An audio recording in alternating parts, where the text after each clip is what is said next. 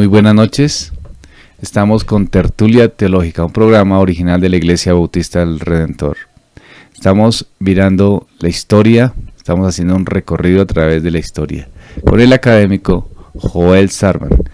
Mi nombre es Helber Conde y estamos entonces estudiando la historia desde los comienzos. Joel, buenas noches. Buenas noches. Entonces, ¿seguimos con quién, Joel? Con Agustín de Hipona. Listo, entonces, queridos hermanos, ya saben, amigos, vamos a trabajar a San Agustín. Preguntas, comentarios o aportes que quieran darnos, sean todos bienvenidos desde el chat de la iglesia, de la emisora. También puede ser por medio del WhatsApp o de el Facebook. Entonces, adelante, Joel, seguimos en el estudio. Listo. Entonces vamos a hablar de Agustín de Hipona, por fin. No hay persona en la iglesia occidental, afuera de los que están en la Biblia, más importante que Agustín de Hipona. Su influencia sobre la historia de toda la iglesia es profunda. Sus intereses teológicos, su forma de tratar las cosas, su erudición que combinó talento y educación para poder comunicarse en una forma que duró, que la gente quiera leer y entender, y el hecho que escribió muchísimos libros, todo esto contribuye a su importancia. Agustín también goza de haber vivido al fin del IV siglo, después de la gran controversia de la Trinidad, y él escribió uno de los libros más importantes sobre la Trinidad, y lo hizo teniendo la ventaja de todo el debate que le precedió. Él había leído de lo que había sucedido en un libro que escribió otro hombre de su tiempo, otro pastor que se llamaba Hilario de Poitiers. La teología reformada también tiene sus raíces en el pensamiento de Agustín, obviamente en la Biblia, pero también en el pensamiento de Agustín, su interpretación de la Biblia y su teología, especialmente en cuanto a su controversia contra el pelagianismo.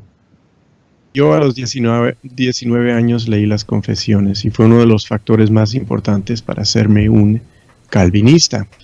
Y entonces por eso menciono que Calvino una vez dijo Agustinus totus noster es, es decir, Agustín todo nuestro es. Agustín es todo nuestro.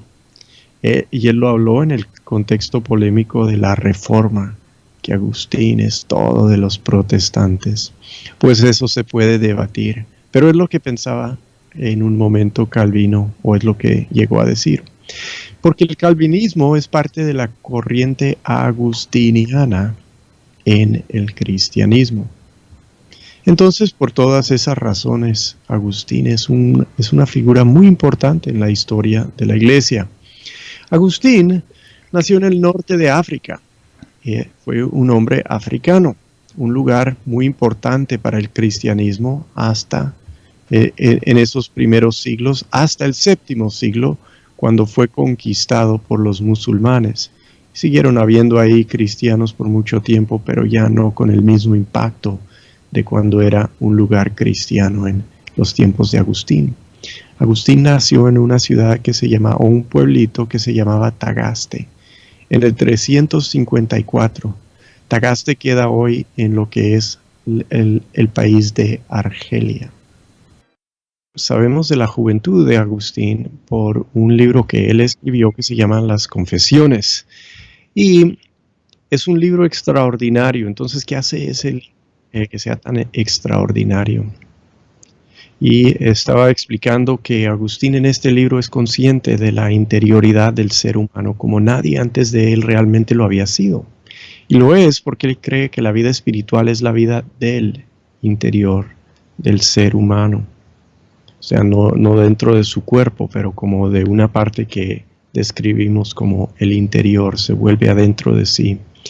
Y se enfoca mucho se puede decir, la psicología humana y otras partes podríamos decir, porque cree que Dios está más profundamente en él, que él está en sí mismo. Es un dicho algo extraordinario que tiene él. Dice que Dios es más íntimamente dentro de él que él es en sí mismo. Y por eso gira a su interior, para así, mira hacia adentro en su búsqueda por algo que no es suyo. algo que no es de él, pero algo al cual tiene que llegar por un camino que atraviesa su propio terreno interior para lograr su destino. Es un viaje contemplativo. Así comienzan las confesiones. Estas son las primeras palabras. Dice: grande eres, Señor, y muy digno de alabanza. Grande tu poder, y tu sabiduría no tiene medida.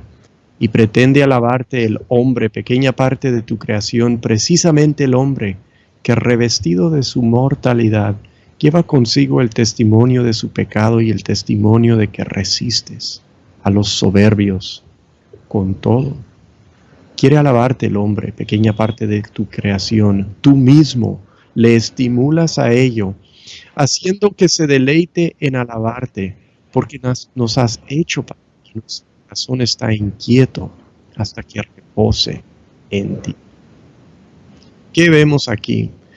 Pues las primeras palabras nos recuerdan de una vez de un salmo, y los salmos forman en gran parte, entiendo, la estructura de este libro de las confesiones, porque él conocía muy bien y amaba los salmos.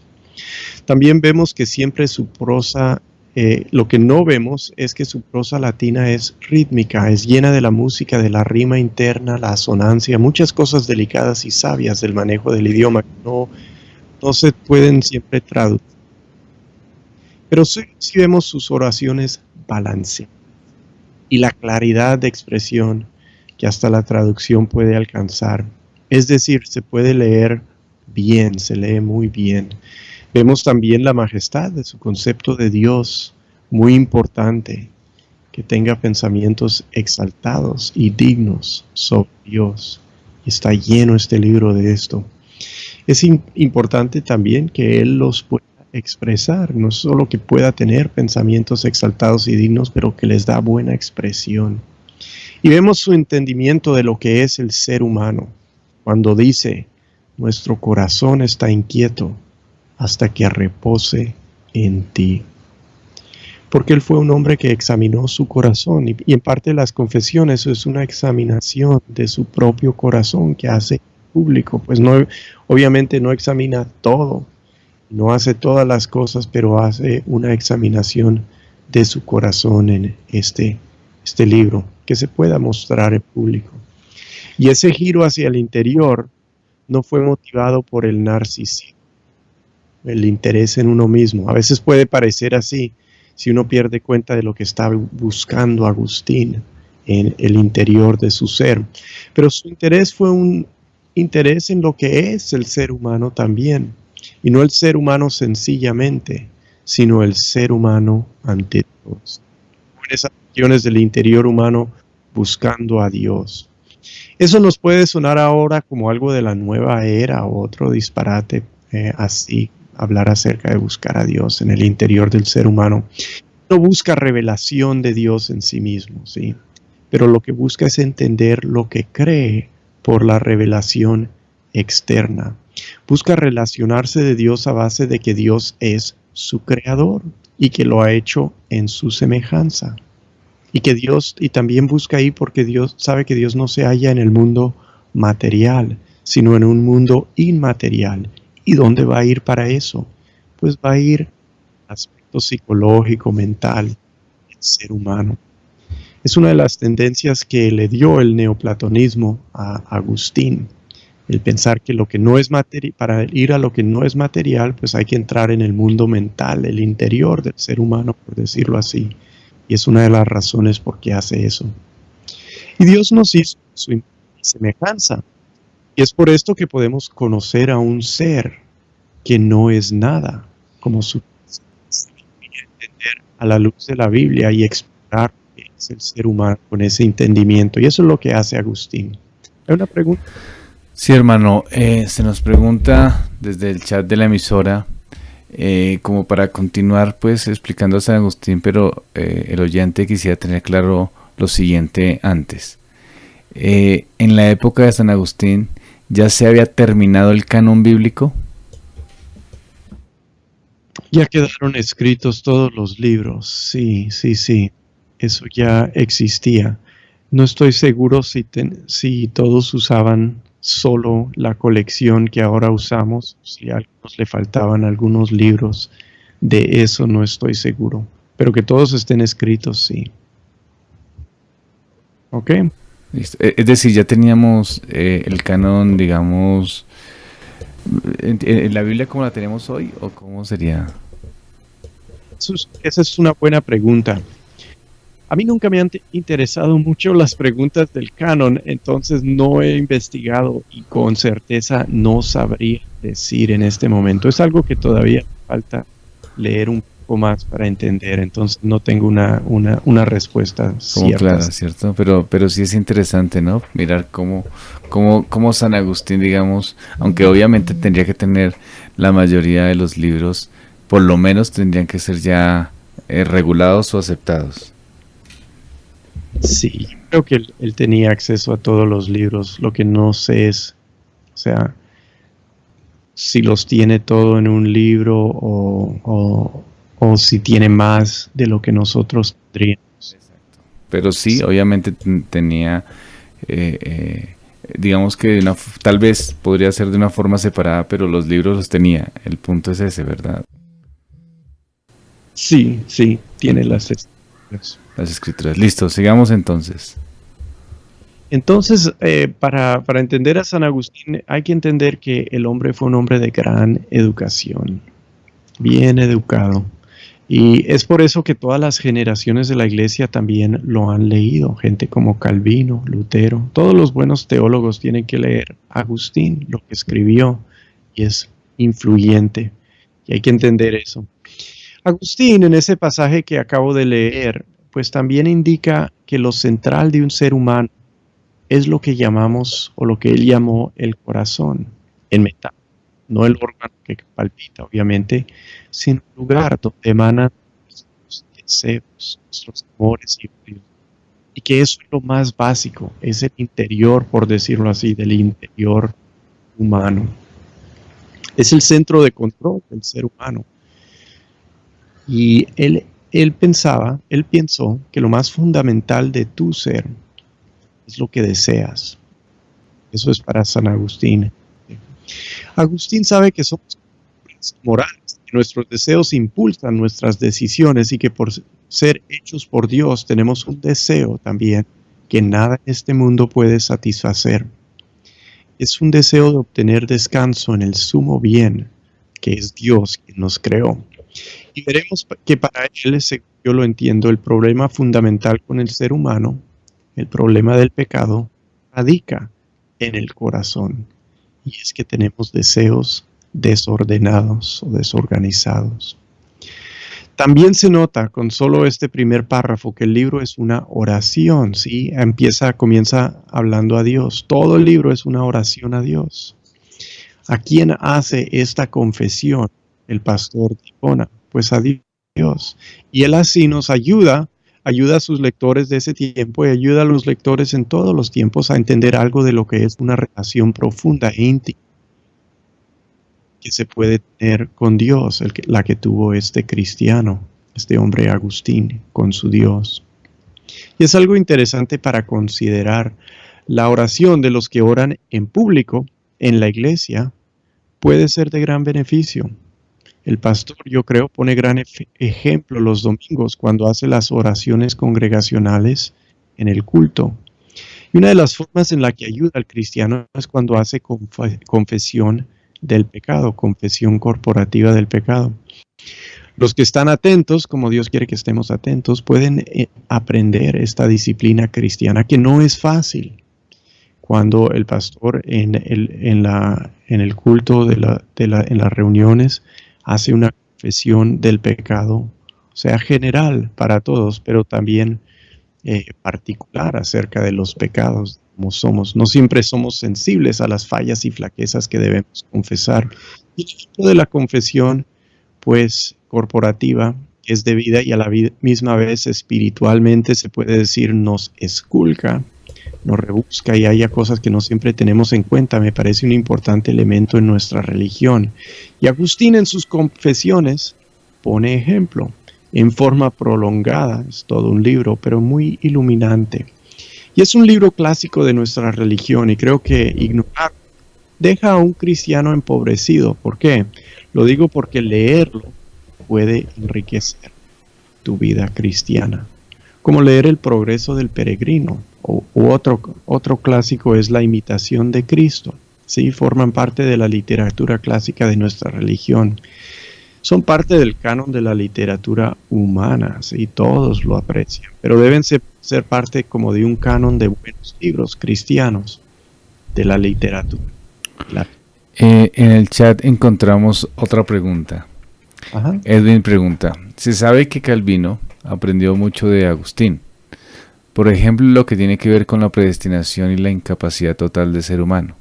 A su vez, se sabe que el pensamiento de Agustín fue creciendo con el tiempo y ciertas creencias suyas fueron modificándose paulatinamente.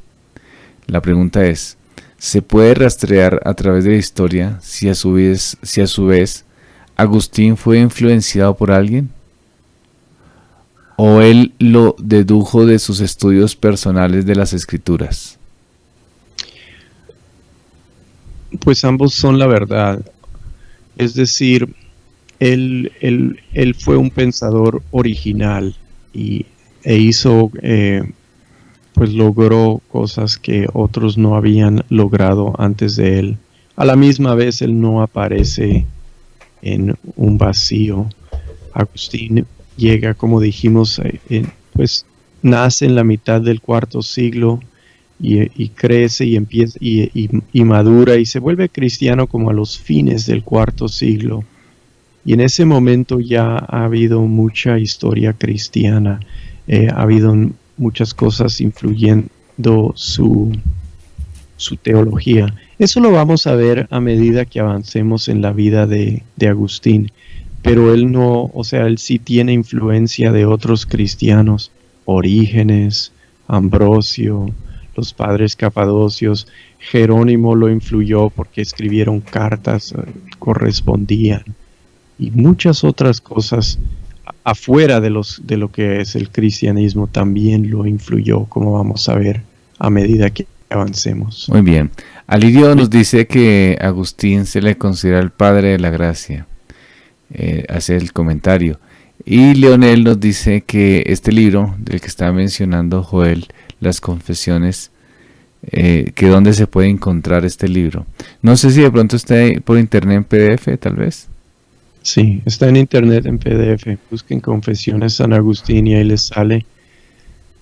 También sé que existen copias, se pueden conseguir, por ejemplo, en las librerías seculares. Yo cuando estuve en Colombia compré uno en la librería Lerner, porque ahí lo tenían. Está en la biblioteca de la Alborada, pero parece que casi nunca regresa a la biblioteca. En la librería San Pablo. Ajá. Esa está en las Confesiones, en la Universidad de Santo Tomás, ahí en la librería que queda abajo, también se encuentran las Confesiones si uno las quiere comprar en físico. Y si no, entonces como nos dice Joel, pueden comprarlo mirarlo por internet, escriben Confesiones PDF, y yo creo que lo más seguro es que salen. Todos los libros clásicos están por internet. O también Edwin nos dice que está en la librería Palabra Inspirada. Entonces, hay varias opciones de encontrarlo. Sigamos adelante entonces, Joel. Yo creo que hasta las bibliotecas tienen copias también, donde se puede ir. Lo que a veces la gente no considera es que es bueno mirar la edición que uno tiene. O sea, se puede leer cualquier edición. A veces una traducción más actual puede ser más fácil para leer, y a veces algunas ediciones contienen notas que explican términos difíciles y cosas pues de la cultura y de los tiempos en que se escribió el libro, que pueden ser de gran beneficio. También eso es bueno a veces considerar e investigar. Bueno, seguimos con la vida de Agustín. El padre de Agustín fue un hombre pagano que trabajó como funcionario del imperio ahí en su pueblo en el norte de África. Su madre se llamó Mónica Y cuando Agustín nació, ella era una cristiana, pero no lo hizo bautizar. A veces eso era la costumbre en esos tiempos. En vez de bautizarlos como niños, también lo podían hacer ellos en esos tiempos, pues esperaban a que cometieran más pecados porque creían una vez uno se bautiza, pues le perdonan esos pecados y luego los que comete después, pues eso es más difícil, entonces esperaban a veces. Parece que eso pasó en el caso de Agustín. Ella, Mónica, ha sido canonizada por la Iglesia Católica y lo sabe, porque por lo que sabemos de ella que Agustín cuenta en sus confesiones, porque él habló muy bien siempre de su mamá. Pero también hizo cosas que a mí no me parecen tan buenas. Vamos a verlas más adelante. Tuvo mucha ambición en cuanto a su hijo. Y eso es natural, que los padres quieran que sus hijos salgan adelante y tengan lo mejor. Pero su ambición siempre no fue estrictamente ambición cristiana. Entonces vamos a ver algo de eso después en la mamá de Agustín. Ella sí quiso que su hijo recibiera una buena educación, igual que su padre. Entonces ellos siempre quisieron ayudarle en cuanto a eso, pero eso era difícil conseguir en el pueblo donde vivían. En su juventud Agustín nunca aprendió bien el griego. Parece que se crió en una cultura donde hablaban más el latín y quizás algo del idioma local, que era el púnico. En cuanto al griego, pues hay una forma de enseñar los idiomas bien y eso no fue la forma que hicieron en el caso de Agustín. No eran bien dotados en cuanto a profesores. Aprendió el griego a medias y siendo ya mayor lo usó un poco más, quizás lo estudió más cuando era mayor, pero nunca tuvo una buena habilidad ni facilidad de poder dominar la alta literatura griega. Entonces, lo que dominó fue el latín. Y suponemos, como dije, que hablaba algo del idioma nativo de la región, el púnico, que es el idioma de los fenicios, que tuvieran los fenicios, que en un momento dominaron el mundo y casi derrotaron a Roma. Su capital era Cartago, donde llegó a vivir Agustín. Ellos fueron derrotados por Roma en las famosas guerras púnicas. Ese idioma púnico fue un idioma semítico relacionado al hebreo. Y parece que Agustín en alguna ocasión pues notó algunas palabras que le comentaron del hebreo que se relacionaban con el idioma de ese lugar, el púnico. Quizás en su correspondencia con Jerónimo, que dominaba el hebreo, es donde eso ocurrió. Entonces Agustín aprendió la literatura del latín memorizándose. Eso es lo que hacían, se memorizaban. Alguna gente tenía toda grabada la Eneida de Virgilio, que es un poema muy largo, pero eso era común en esos días. Así aprendían el latín y a manejarlo los niños en ese día, se lo memorizaban. Esta epopeya, la Eneida de Virgilio, la más grande creación poética del latín, fue escrita en los tiempos de Cristo. Virgilio fue un contemporáneo de Augusto César y escribió para glorificar a Roma, dando un cuento de la fundación de Roma que la asocia con Troya, que son las epopeyas de Homero en griego, de la caída de Troya y del regreso de Ulises a su patria. Entonces Virgilio escribió de la fundación de Roma y que eran gente que venía de Troya originalmente, y describe a Roma como un lugar noble y virtuoso. Entonces el poema de Virgilio tiene propósitos didácticos. Él lo escribe para enseñar, para inculcar y enseñar valores y actitudes nobles romanas. Se puede decir que es una educación sentimental, educa la sensibilidad, las emociones, los afectos. Muestra cómo uno debe sentir debidamente ante varias cosas. Y aunque es una epopeya pagana, es devastante. Por eso busca inculcar, por ejemplo, amor a la patria, respeto por la ley, lealtad a la familia, y busca demostrar el mal que viene cuando se viola la moralidad, que viene la calamidad sobre una persona.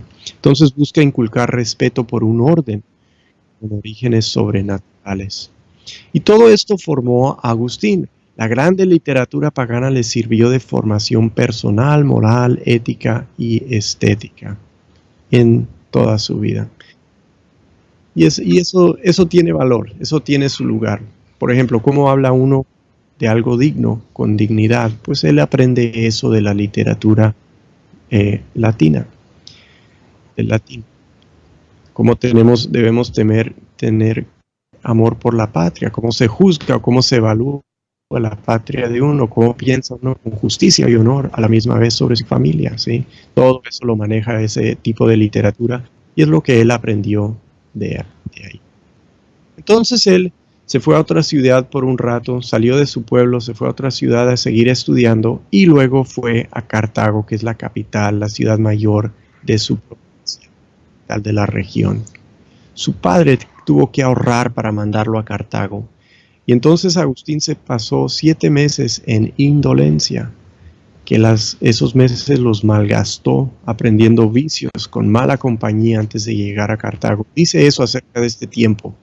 En sus confesiones dice así: pero yo no lo sabía, y me precipitabas con tanta ceguera que me avergonzaba entre mis coetanos de ser menos desvergonzado que ellos, cuando les oía jactarse de sus maldades y gloriarse tanto cuanto más indecentes eran, agradando hacerlas no solo por el deleite de las mismas, sino también por ser alabado. ¿Qué cosa hay más digna de reproche que el vicio? Y sin embargo, por no ser reprochado, si estaba con sus amigos y ellos están jactando de sus maldades, y él dice, sin embargo, por no ser reprochado, me hacía más vicioso. No había hecho nada que me igualase con los más perdidos, fingía haber hecho lo que no había hecho, para no parecer más despreciable por el hecho de ser más inocente, ni ser tenido por más vil por el hecho de ser más casto. Y lo que hace Agustín es algo que quizás es más común de lo que uno espera. Se jacta de portarse peor de lo que se portaba para que sus amigos no pensaran que era un aburrido que se portaba bien. Y él es bueno para esto, para notar esas paradojas en la vida humana, que por no ser tan malos como se espera, cometemos una maldad en jactarnos de lo que no hemos llegado todavía a cometer. Esto lo hace obviamente siendo mayor, así no piensa en ese momento, pero hace una reflexión y confesión de eso en su libro cuando era joven. Al fin llegó a Cartago a estudiar retórica y describe así famosamente su llegada al comienzo del 3er libro de las Confesiones. Dice: llegué a Cartago y por todas partes chisporroteaba en torno mío un hervidero de amores impuros. Todavía no amaba, pero amaba amar, y con secreta indigencia me odiaba a mí mismo por verme menos indigente. Buscaba qué amar, amando amar, y odiaba la seguridad y las sendas sin peligros, porque tenía dentro de mí hambre del alimento interior de ti mismo, oh Dios mío. Aunque esta hambre yo no la sentía, más bien estaba sin apetito alguno de los alimentos incorruptibles, no porque estuviera lleno de ellos, sino porque cuando más vacío, cuanto más hastiado me sentía. Y por eso mi alma no se hallaba bien, y herida se arrojaba fuera de sí, ávida de restregarse miserablemente con el contacto de las cosas sensibles, las cuales, si no tuvieran alma, no serían ciertamente dignas de amor. Vemos otra vez su expresión del interior, de su propia ignorancia,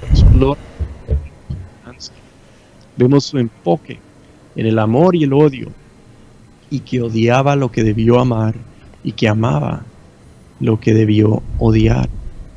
Siempre importante para él.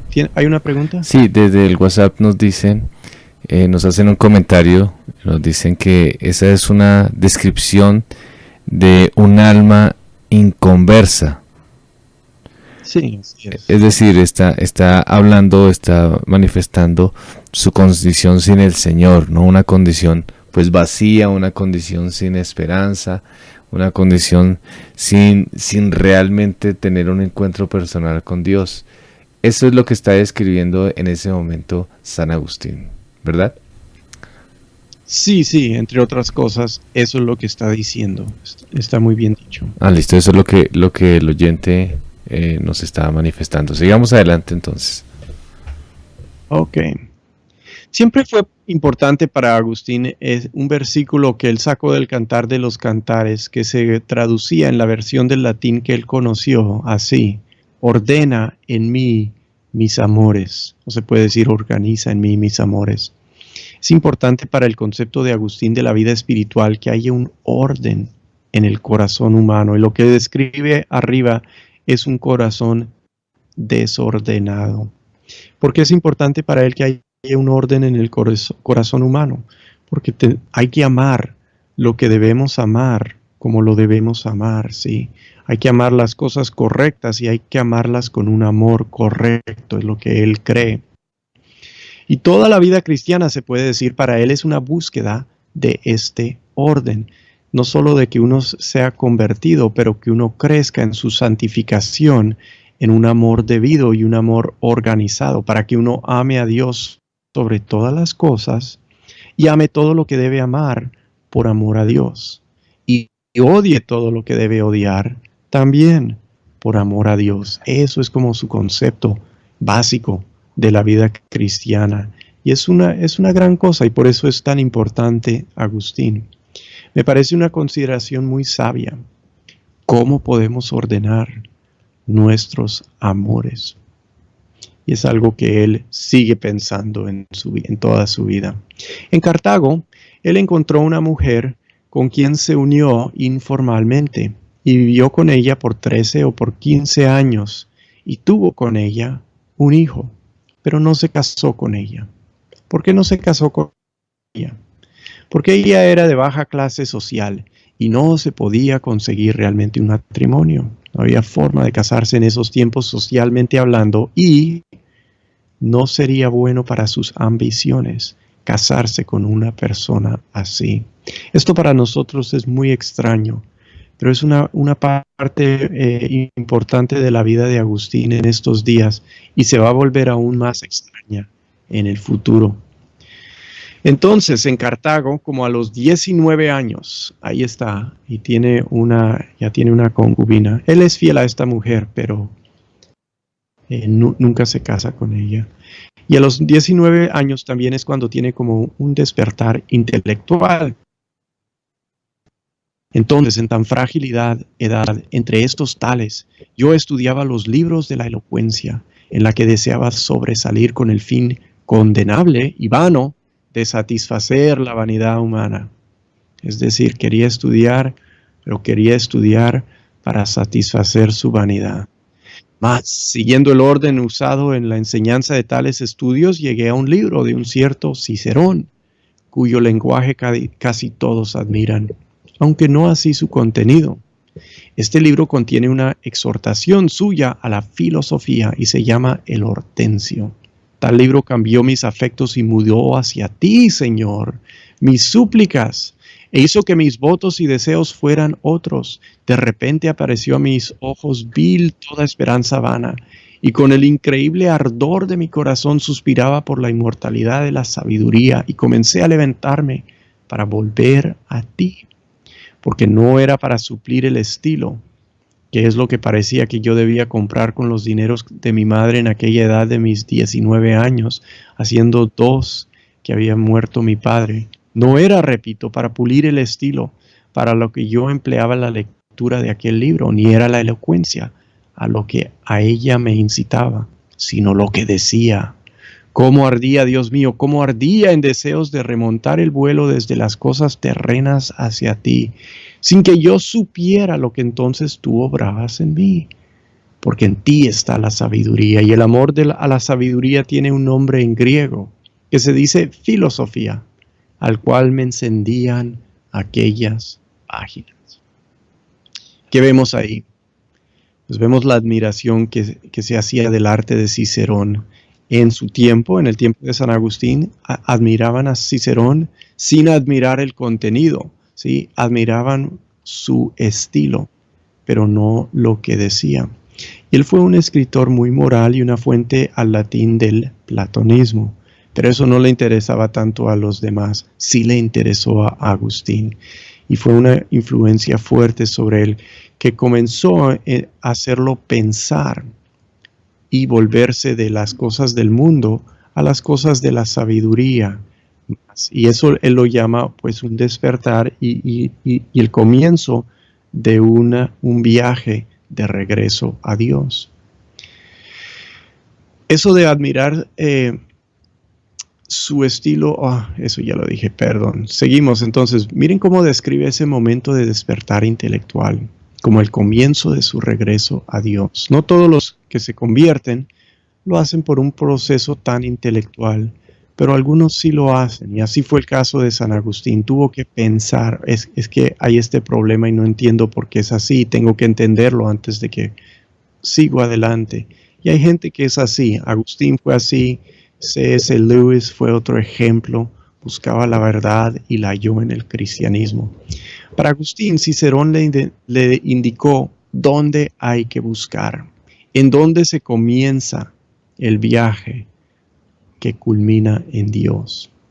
Y le cambió, dice, sus afectos, le hizo enamorarse de lo que es el pensamiento y el amor a la sabiduría.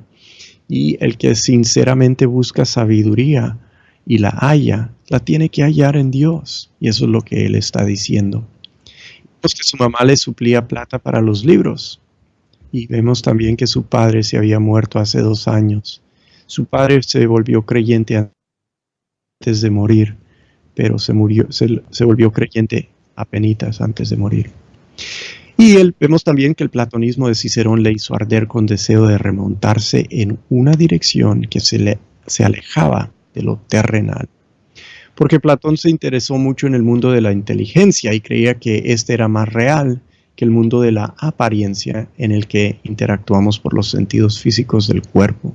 Es una forma de pensar que nunca ha sido bastante popular porque pues, es más fácil para gente pensar de las cosas materiales, y el materialismo dominante de nuestros días pues hace que nos rinde tanto de la ciencia aplicada, pues suele hacer difícil creer lo que dice Platón, pero no fue para Agustín.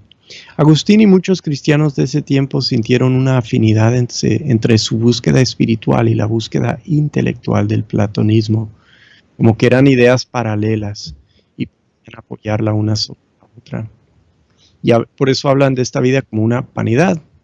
Los deseos de sobresalir en esta vida sin pensar en la vida venidera. Es algo que la filosofía de Platón también buscaba y que él halló en este libro de Cicerón, el Hortensio. También la pura filosofía de Platón no es lo que al fondo buscaba Agustín, pero eso lo encaminó en su búsqueda. Nos hacen un aporte desde el chat de la emisora. Esto es importante porque no necesariamente la sabiduría general del ser humano no se puede desechar del todo.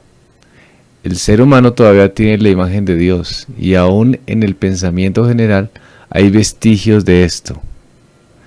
¿Qué opina usted de esta afirmación? Sí, estoy muy de acuerdo con eso. No se puede descartar de todo. Claro, no estamos diciendo que esto le puede dar lo que realmente busca. Solo lo puede hallar en Dios y solo puede hallar al Dios verdadero por su revelación. Pero lo que está diciendo no es que ahí termina, pero con este pensamiento comienza, le da dónde arrancar, le indica en qué dirección en general encaminarse y se encamina en una búsqueda por la verdadera sabiduría que resulta ser una obra del Espíritu de Dios porque llega a una meta pues sana, una meta buena, en el caso de Agustín. Muy bien, seguimos entonces. Ok. En Cartago, él se volvió entonces un maniqueo. Yo creo que esta es la última parte que vamos a hacer hoy, pero hablemos un poquito del maniqueísmo. Sí, me parece perfecto. Apenas estamos dando, digamos, como el marco biográfico, ¿verdad? Y algo de su contexto. Ese es el panorama inicial. Entonces él se volvió un maniqueo. El maniqueísmo tuvo su origen en el tercer siglo, ¿sí? En los años 200. Entonces ya ha estado unos más de 100 años en el mundo y ha crecido. Y llegó, parece que fue fuerte en el norte de África, el maniqueísmo. Tomó su nombre de su profeta, que se llamaba Manes o Maní. Quizás le vamos a decir Manes, que suena medio ridículo en español estarle diciendo a un hombre que se llama Maní, Manes. Este es quizás un título, quizás ni es un nombre. Algunos piensan que es un título, pero se puede tomar, algunos los toman como nombre propio del hombre. Se llamaba Manes, no hay certeza. Manes fue un hombre persa que se inventó una religión y escribió libros ilustrados, con grandes ilustraciones. Se inventó una mitología cosmológica. Al fin lo mataron en Persia, porque no lo toleraban ahí, pero no antes de que comenzó a difundir su religión, y luego sus misioneros llegaron a todo el mundo. Llegaron muy lejos en la China, llegaron al otro extremo de China, y hoy hay un Buda que originalmente era una estatua de Manes. ¿Qué es lo que creían los maniqueos? Tienen lo que se puede llamar un dualismo absoluto, que es muy parecido al gnosticismo, ¿sí? O sea, dicen el bien y el mal, eso es lo espiritual y lo material. Lo material es malo, lo espiritual o lo mental es bueno. Tenían un dualismo así y lo llevaban a un paso más allá de lo que lo hacían los gnósticos, porque también decían no solo es bueno lo espiritual y malo lo material, ellos también decían la luz es buena y la oscuridad es mala, ¿sí? Entonces lo llevaban a un punto más allá de lo que lo hacían los gnósticos en general. Ellos eran como los gnósticos en que creían que había que escaparse de la prisión del mundo, de lo material. Y esto se hace con un rigor ascético, que incluye ser un vegetariano, incluye celibatismo total, incluye nunca matar a nada. Entonces, por los rigores que tenían que cumplir para realmente salvarse, eso los llevó a tener dos clases dentro de los maniqueos. Habían los perfectos, ¿sí? Los duros que hacían todo lo debido. Y habían los que no eran perfectos, que les llamaban los oyentes, como que estaban escuchando las cosas, pero no se comprometían tanto. Los oyentes podían tener más contacto con las cosas de la vida, podían quizás comer carne y podían casarse. Ellos preparaban las verduras que comían los perfectos, porque los perfectos no podían andar en eso, no podían quitarle a una planta su fruta. Eso era como un pecado para ellos. Entonces ellos no podían hacerlo. Entonces los que no eran tan comprometidos, pues ellos le hacían el favor, les preparaban sus alimentos y todo eso. Agustín fue un oyente, nunca se metió tanto en la religión que llegó a ser un perfecto, fue un oyente. Entonces como que se acercó al nivel más básico de los maniqueos y les escuchó sus enseñanzas y le pareció al principio pues que era la verdad. Entonces se puede decir que el maniqueísmo era una variación más desarrollada del gnosticismo, ¿sí? Y lo que ellos tenían un razonamiento superior, una apologética que respondería al mundo por qué hay mal y cuál es el bien. Agustín acudió a ellos y oyó lo que decían y lo que decían acerca de la pregunta ¿a qué se debe el mal? Y ellos daban una respuesta compleja. Ellos decían, pues hay unos mitos, hay una cosmología, y daban como una genealogía del mal. Y entonces Agustín los escuchaba y pensaba y les buscaba razones. Entonces ellos le respondían lo que sabían. Pero después de un rato no fue suficiente y Agustín tenía más preguntas y no se las podían responder. Entonces le decían, espere a que llegue este otro hombre que Él es el más perfecto de todos los perfectos. Y nunca nadie le ha preguntado a Él algo que no ha sabido contestar. Ellos también creían en el Espíritu Santo, entonces le decían a Agustín, este hombre está más lleno del Espíritu Santo que todos los demás y le va a poder explicar todo lo que usted quiera. Entonces esperó, anticipando mucho a este hombre que se llamaba Fausto, que era como un obispo de los maniqueos.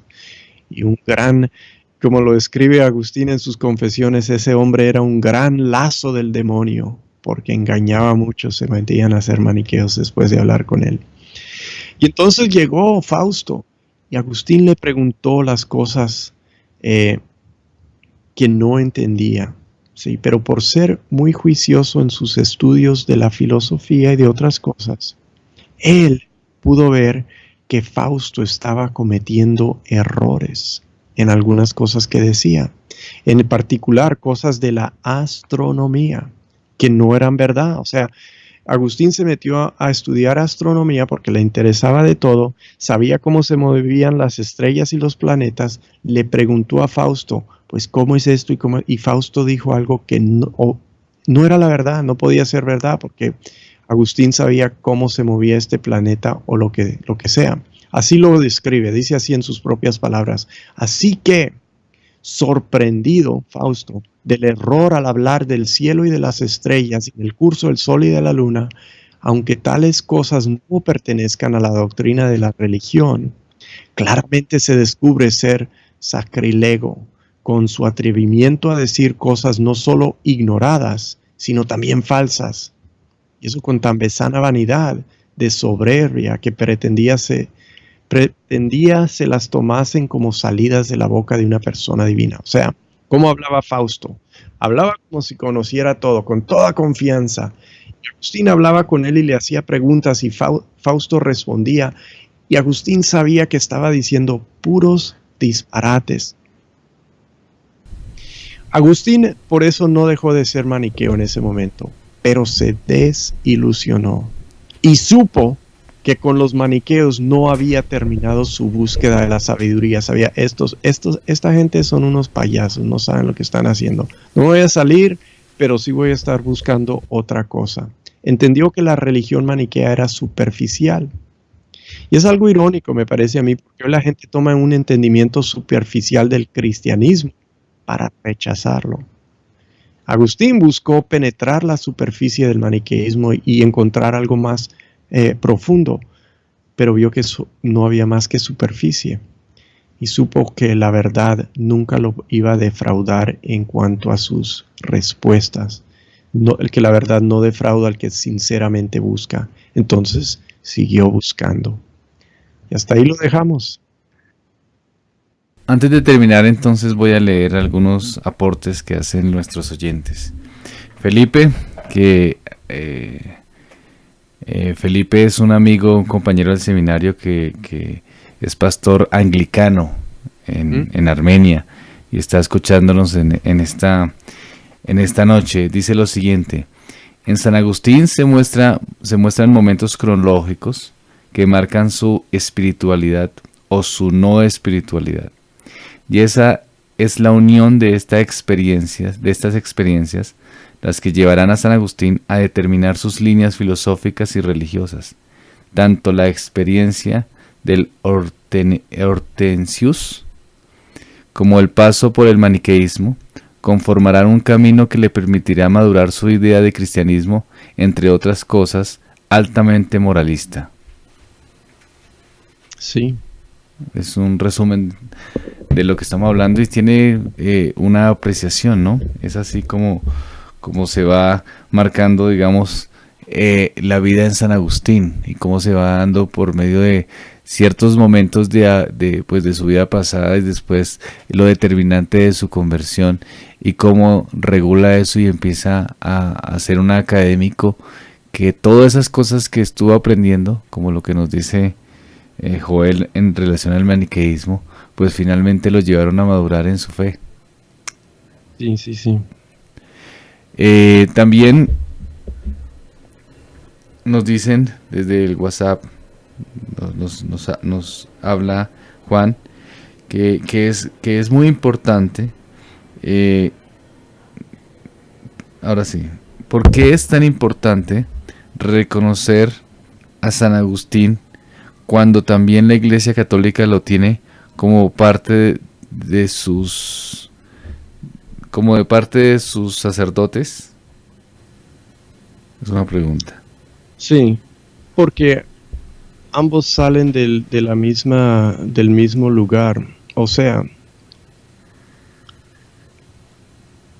antes de la Reforma, todos están en la misma iglesia. Todos están en la misma iglesia. No es que haya una iglesia protestante antes de la Reforma a la que pertenece Agustín y no está en la iglesia católica. Entonces ahí están todos juntos y ellos lo toman porque ponen énfasis y cosas que él ha enseñado, especialmente su eclesiología influye mucho a la Iglesia Católica, pero todas sus enseñanzas.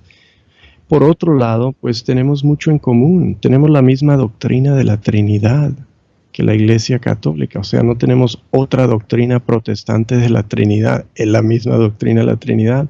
La doctrina de Dios es igual. En cuanto a la doctrina de la salvación, tenemos diferencias, pero no todo es diferente. En cuanto a la doctrina del hombre, tenemos diferencias, pero no todo es diferente. Los católicos igual creen que Dios creó al hombre, creen que Jesucristo es el único Salvador. Entonces hay muchas cosas en común y la corriente de lo que es la iglesia van juntos hasta ese punto. Todas las personas antes de Lutero y la Reforma pues están ahí mezcladitos porque nadie distingue entre un protestante y un católico. Arlington dice lo siguiente: es importante recordar una cosa, recordar que una cosa era el catolicismo antes de Trento y otro después. Sí. Básicamente, ¿no? Otro hermano pregunta, ¿cómo se puede relacionar la filosofía con la teología en San Agustín? Esa es una enorme pregunta que no tiene una respuesta sencilla y trae con sí algo de controversia. No todos están de acuerdo en cómo es eso. Lo que sí se nota es que pues ahí está. O sea, de alguna forma creo que tenemos que reconocer que no se puede hacer teología. Lo que hacen los teólogos, desarrollar formas de hablar acerca de lo que creemos para que o sea, no usemos mal la Biblia, no hagamos contradicciones de una parte de la Biblia con lo otro. Esa reconciliación es parte de la labor de la teología. Cuando hacemos eso necesitamos pensamiento filosófico para hacerlo. Tomamos de ellos. Vemos que Agustín toma de ellos, pero también los critica. Entonces no lo toma en una forma neutral, pero sí hace uso del pensamiento filosófico.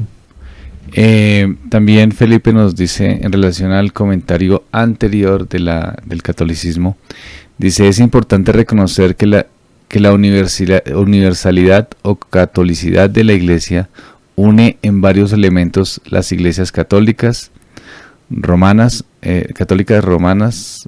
ortodoxas y anglicanas, con el protestantismo en general.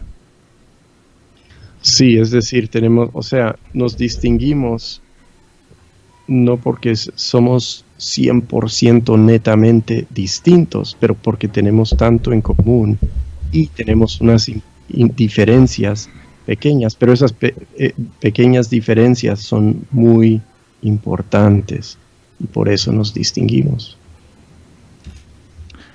Listo, hermano, entonces terminamos. Agradecemos a todos los oyentes. Gracias por su participación, por sus aportes, por sus preguntas, a los amigos que nos escuchan, a los hermanos, a los pastores que también están escuchándonos. Les agradecemos sus aportes, su participación, y nos veremos entonces el próximo lunes y seguiremos con San Agustín, ¿verdad, Joel? Sí, así es, todavía falta mucho para acabar su vida. Hoy tocamos un poco de su biografía, iniciamos en algo de sus influencias, de su influencia, pero pues el camino es largo. Entonces estamos en Tertulia Teológica terminando. Hoy vimos San Agustín. Esto es un programa original de la Iglesia El Redentor en Bogotá, Colombia. Les animamos a seguir escuchándonos. El miércoles, Mujeres conforme al corazón de Dios, a las 6 de la tarde. El jueves estaremos orando por sus peticiones. Pueden poner las peticiones en el chat de la emisora o en Facebook, y el diácono Rodolfo Barón estará orando por cada una de las peticiones. Que el Señor los bendiga y nos veremos el próximo lunes.